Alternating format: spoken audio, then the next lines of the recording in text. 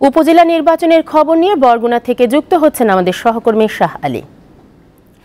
শাহ আলী, বরগুনার কয়টি উপজেলা নির্বাচন অনুষ্ঠিত হচ্ছে আর ভোটারের উপস্থিতি কেমন দেখছেন আজ আপনি?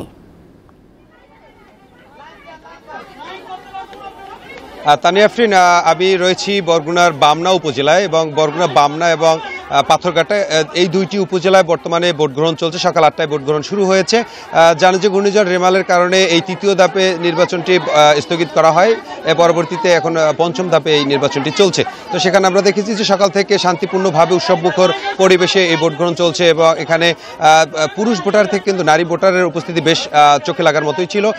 তবে এখানে ভোটারদের সাথে বা অন্যান্যদের সাথে কথা বলে যেটা জানতে পেরেছি সেটা হচ্ছে যে হয়তো বেলা বাড়ার পরে তারা এই ভোটার উপস্থিতি আরও বাড়তে পারে।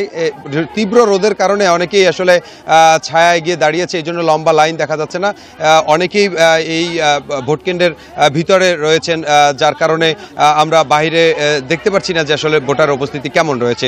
তবে এই দুইটি উপজেলায় প্রার্থীর সংখ্যা রয়েছে, চেয়ারম্যান পদপ্রার্থী রয়েছেন 10 জন এবং ভাইস চেয়ারম্যান প্রার্থী রয়েছেন 12 জন এবং মহিলা ভাইস চেয়ারম্যান প্রার্থী রয়েছেন 7 জন এই দুইটি উপজেলা। এবং আমরা বেশ কয়েকটি কেন্দ্র ঘুরেছি সকাল থেকে।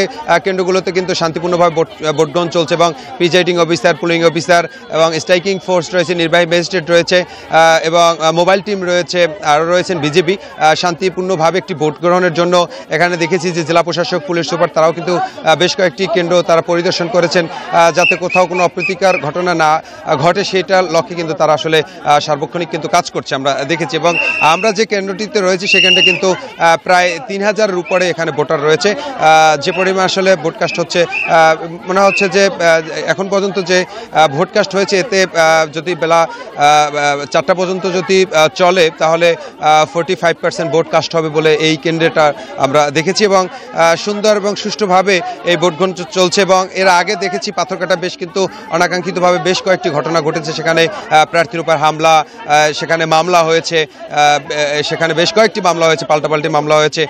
এছাড়া কিন্তু আজকে আমরা যে লক্ষ্য করেছি সেখানে কিন্তু কোথাও কোনো অপ্রীতিকর কোনো ঘটনা ঘটেনি এবং শান্তিপূর্ণভাবেই এই ভোট গ্রহণ চলছে। এই ছিল বরগুনা থেকে আমার কাছে সর্বশেষ তথ্য। তানিয়া আফরিন, বরগুনা থেকে উপজেলা নির্বাচনের খবর জানাচ্ছিলেন শাহ আলী।